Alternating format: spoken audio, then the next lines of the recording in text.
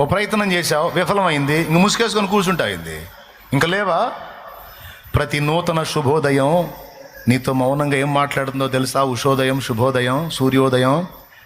ఇదిగో నిన్న అయిపోయింది, ఈరోజు మళ్ళీ క్రొత్తగా నేను ఉదయిస్తున్నాను, నూతన ప్రయత్నం మళ్ళా మొదలుపెట్టు అంటాడు. క్రొత్తగా మళ్ళా మొదలు పెట్టమంటది ప్రతిరోజు, ప్రతి శుభోదయం. నీతి సూర్యోదయం కూడా నీతో అదే మాట్లాడుతుంది, గతం గతః, మళ్ళా క్రొత్తగా మొదలుపెట్టు, మళ్ళా ప్రారంభించు అని. అంతేనా? దిగుల్లో బతకమంటుందా? రేపటి తలపుతో నేడే కలతతో కృంగుట ఎందుకు కలవరముందకు. కొంతమంది నేను ఇంతసేపు చెప్పినా కూడా ఆ సున్నితత్వాన్ని పోగొట్టుకోపోతే నాదేం పోయింది చెప్పు?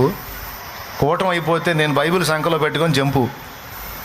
అనుభవించేది నువ్వే, హార్ట్ స్ట్రోకులు తెచ్చుకునేది నువ్వే, అడ్డం పడేది నువ్వే, అయిన బాధలు కాక మళ్ళీ హాస్పిటల్లో ఇంకా అదనపు ఖర్చులు తెచ్చుకునేది నువ్వే, కర్మ మోసేది నువ్వే, పెందలాడిపోయేది నువ్వే. పోతావా? లేదా నేను చెప్పిన మాటని ధైర్యం తెచ్చుకుని అంతేనన్నా ఏమైనా కానీ అని ఇట్లా అంటావా?